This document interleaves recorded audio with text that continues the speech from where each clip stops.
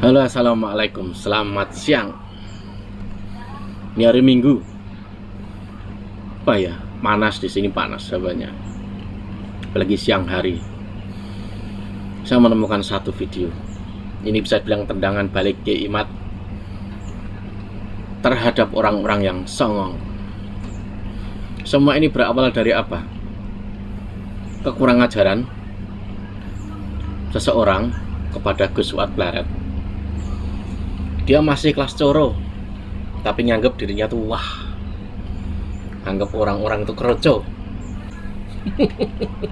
Dia nggak sadar jika dirinya itu masih kelas coro. Aduh, hanya bermodalkan nasab, lalu bergelombang menjadi apa ya, abu perih sampai sekarang. Sesungguhnya simpel. Orang itu kan enaknya begini ya, saling menghormati. Mulut itu kan harusnya dijaga. Kalau beda ya beda saja, nggak usah nyebut-nyebut ke semua makhluk disebut lah.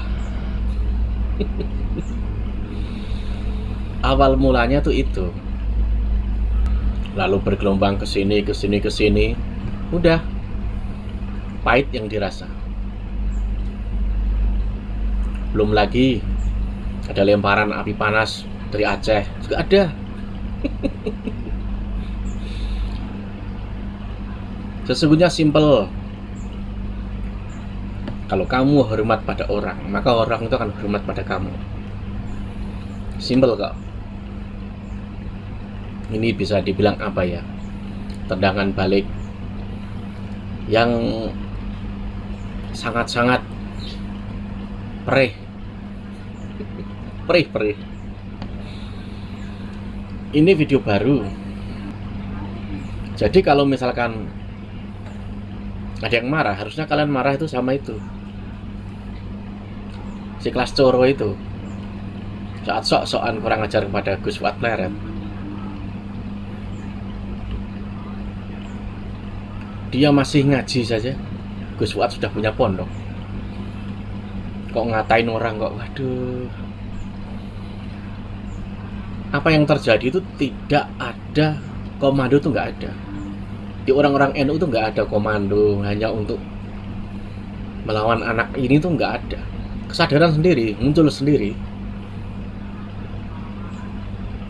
Lalu terjalin apa? Jaringan tersendiri. Itu pun alami. Yang menggerakkan siapa kalau bukan Allah? Ya Allah yang menggerakkan itu. Ya kalau misalkan marah ya marah ke dia itu yang suka bermain api. Oke, sampai sini. Ini dia videonya. Muhammad sallallahu alaihi wasallam. Kita di Kesultanan Banten juga di Kesultanan Cirebon memiliki 3 manuskrip. Antara satu manuskrip yang satu dengan manuskrip yang lainnya berbeda silsilahnya. Satu manuskrip menyebutkan bahwa Sunan Gunung Jati Syarif Hidayatullah adalah cucu Rasulullah melalui jalur Musa Al-Kazim. Manuskrip yang kedua menyebutkan bahwa Sunan Gunung Jati Syarif Hidayatullah adalah cucu Rasulullah melalui jalur Al-Hasani Al-Jailani. Manuskrip yang ketiga bahwa Sunan Gunung Jati Syarif Hidayatullah adalah cucu Rasulullah dari jalur Abdullah bin Ahmad Al-Muhajir, sama dengan para habaib di Indonesia ini. Dan untuk jalur yang terakhir ini, setelah saya teliti dengan seksama dalam waktu yang seperlu-perlunya, maka diketemukan adanya keterputusan riwayat selama 550 tahun, di mana Abdullah atau Ubaidillah sebagai anak Ahmad Al-Muhajir tidak dicatat oleh para ahli nasab yang sejaman dengan Ahmad bin Isa bahwa beliau punya anak yang namanya Ubaidillah. Kitab-kitab yang sejaman dengan Ahmad bin Isa menyebutkan bahwa Ahmad bin Isa hanya mempunyai 3 putra. Yang pertama adalah Muhammad, yang kedua adalah Ali, dan yang ketiga adalah Husain. Tidak ada anak yang bernama Ubaidillah seperti silsilah yang kita saksikan dari para habaib yang mengaku sebagai keturunan daripada Rasulullah Muhammad sallallahu alaihi wasallam. Baru pada tahun 895 Habib Ali As-Sakran menulis dalam kitabnya Al-Burqatul Musyiqah bahwa leluhur mereka yang bernama Ubaidullah adalah keturunan daripada Rasulullah Muhammad sallallahu alaihi wasallam. Jadi sejak wafatnya Ahmad bin Isa 345 Hijriah sampai tahun 895 Hijriah tidak ada satu manuskrip pun yang menyebutkan bahwa Ubaidullah adalah keturunan daripada Rasulullah Muhammad sallallahu alaihi wasallam. Maka secara ilmiah nasab-nasab mereka ini adalah nasab yang munqati', nasab yang terputus. Bisa dikatakan nasabun maudhu'un, bisa disebut nasabun dhaifun jiddan, bisa juga disebut nasabun batilun ghairu sahihin. Sangat sulit secara ilmiah untuk dikatakan bahwa mereka adalah merupakan zuriyah dari para Rasulullah Muhammad sallallahu alaihi wasallam. Kalau Sunan Gunung Jati, Sunan Ampel, Sunan Giri, dan yang lainnya, satu data ini terbantahkan. Masih ada 2 manuskrip tua yang menyatakan bahwa mereka adalah merupakan zuriyat daripada Rasulullah Muhammad sallallahu alaihi wasallam. Kenapa sampai saya alumni At-Tahiriyah, murid daripada ayahanda Tubagus Asuri Tahir, yang ayahanda Tubagus Asuri Tahir sendiri mempunyai sanad silsilah kepada Abdullah, kepada Ubaidillah bin Ahmad. Ini saya menelitinya. Bukankah ini akan berbahaya bagi nasab abah? Tidak, saudara. Karena nasab abah kepada Sunan Gunung Jati adalah sahih, muttafaq alaih. Sementara nasab Sunan Gunung Jati kepada Rasulullah adalah mukhtalafun bihi baina salasi riwayatin, yaitu riwayat manuskrip Cirebon yang menyatakan bahwa Sunan Gunung Jati adalah merupakan turunan Musa Al-Kalim. Manuskrip yang kedua yang menyatakan bahwa Sunan Gunung Jati Syarif Hidayatullah adalah merupakan turunan daripada Al-Hasani Al-Jailani. Jadi kalau umpamanya satu silsilah ini telah diteliti bahwa ini gagal secara ilmiah, maka masih ada 30 tambah 30%, 60% lebih bisa dinyatakan bahwa para wali songo ini adalah sebagai keturunan daripada Rasulullah Muhammad sallallahu alaihi wasallam. Kenapa saya sampai ke puntang-puntang meneliti? Karena saya melihat antara pengakuan dari fenomena pengakuan orang yang setiap dalam kesempatan mengaku sebagai cucu daripada Rasulullah.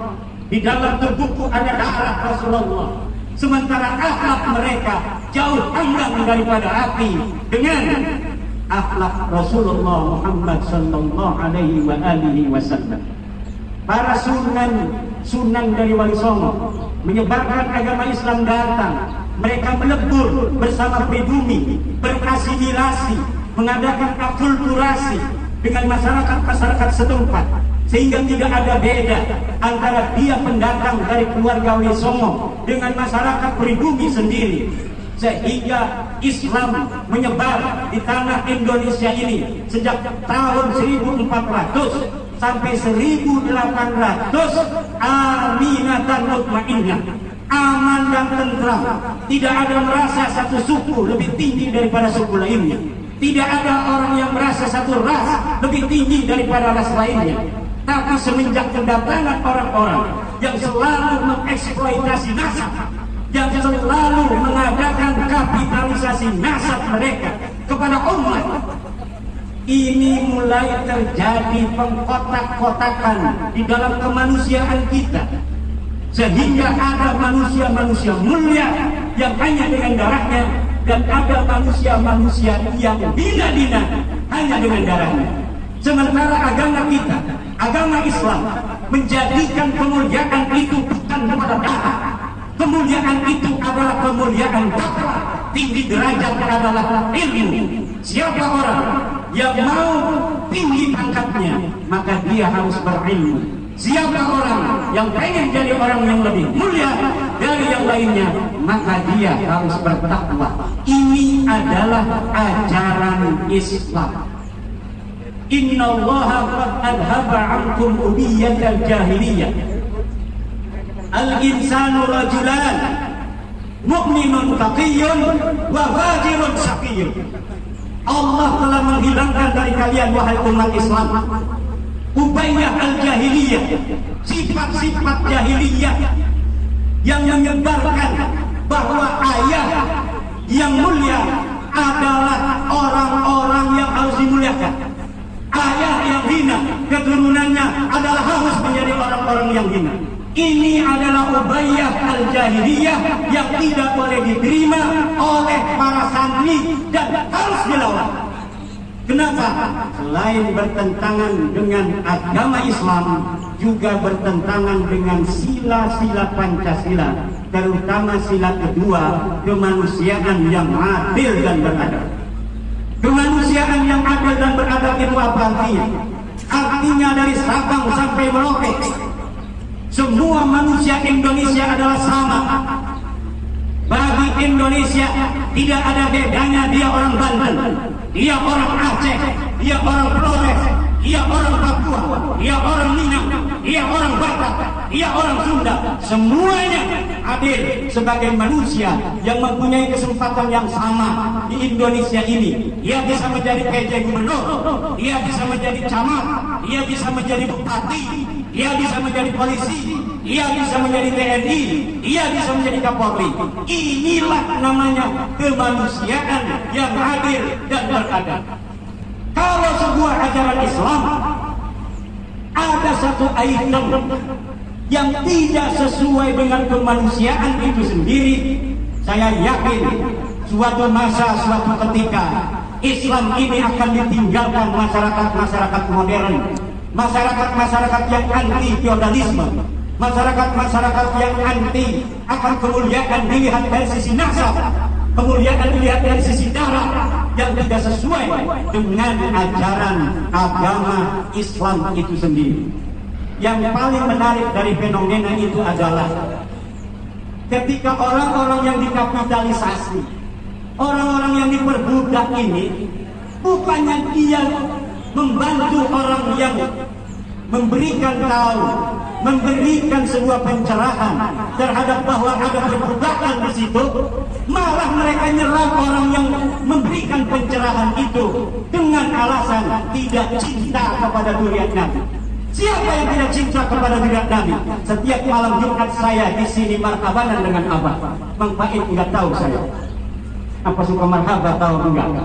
Saya setiap malam Jumat marhabanan. Sampai sekarang kita marhabanan. Kita membaca manaqib setiap bulan sekali. Kita membaca salawat setiap hari 1000 kali. Membaca salawat bukan hanya kepada Nabi Muhammad, tapi juga kepada ahli baitnya. Siapa ahli baitnya Rasulullah? Dia adalah Sayyidina Hasan, Sayyidina Husain, Sayyidina Ali, Fatimah, Bani Hashim, Bani Muttalib yang ada di zaman Nabi Muhammad sallallahu alaihi wasallam. Keturunannya tidak bisa disebut ahli baitnya Rasulullah. Wa kullu fadilatin waradat fi fadilati ahli bait Rasulillah raja'a ilaihim la ila dzurriyyatihim. Setiap ada hadis tentang fadilah ahli bait, itu kembali kepada mereka ahli bait Rasulullah yang ada pada zamannya.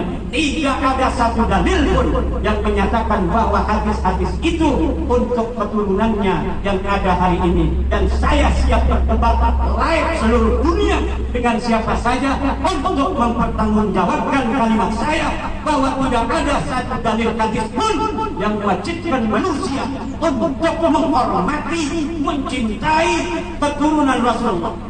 Tidak ada. Yang ada adalah wajib kita memuliakan ulama. Hadisnya banyak, ribuan hadis. Akrimul ulama fa innahum indallahi ulama. Ada enggak akrimul duriyati fa innahum indallahi ulama? Tidak ada. Kalau ada yang menemukan hadis semacam itu untuk memuliakan dunia, silahkan panggil saya dan kita tahrif itu hadis. Apakah hadis betul? Apa itu hanya hadis maudhu, bikin-bikin? Apa saja yang ada mereka ceramahkan dari fadilah-fadilah mereka yang mengaku cucu Nabi adalah hadis-hadis palsu atau hadis sahih yang maknanya dirampas oleh mereka dari ahli bait untuk diberikan kepada mereka sendiri. Saya berani berdebat dengan siapapun 3 hari 3 malam untuk mempertahankan tesis ini. Pertama, tesis tentang keterputusan mereka sebagai dunia Nabi. Yang kedua, tentang kemuliaan ilmu dibanding kemuliaan darah dan nasab yang tidak diajarkan menurut ajaran Islam daripada Al-Quran dan Rasulullah Muhammad SAW dalam sunnah-sunnah.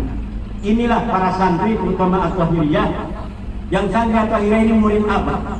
Abah ini ngajinya orang-orang Mekah, sangatnya mutasil kepada ulama-ulama besar Mekah. Sayyid Amin Qutbi, Syekh Al-Masyar, Sayyid Maliki, Syekh Abbas Al-Maliki dan sebagainya, Syekh Yasin Padang dan sebagainya. Kita bukan diajarkan bagaimana membaca kitab, tapi kita diajarkan bagaimana menganalisa kitab. Mereka berpendapat dengan kaul Ibnu Hajar, bahwa Ibnu Hajar telah menyatakan bahwa Ubaidillah sebagai cucu Nabi. Tahun berapa lahirnya Ibnu Hajar? Beliau adalah ulama abad 10, abad 9. Bagaimana abad 10, abad 9 orang yang ada pada abad itu menjadi saksi kelahiran dari orang yang ada di abad keempat? Tidak bisa. Ibnu Hajar orang besar, tapi dalam masalah nasab perlu dalil dan perlu referensi. Dan inilah yang tidak dapat mereka temukan sampai hari ini. Demikian, wallahul muwaffiq. Karena ini permintaan dari Kiai Faiz. Mang Imam, tolong jangan sampai tidak membahas masalah nasab yang lagi viral. Siap, kata saya. Karena ini permintaan anak Abah, maka saya bahas dan masalah ini pada kesempatan ini dengan segenap doa. Mudah-mudahan Ayahanda Bagus Ahmad Asri bin Tahir dan ibunda Manyai Mahfudah Allah terima amal ibadahnya, Allah ampuni segala dosa-dosanya, dan Allah tempatkan di tempat yang setinggi-tingginya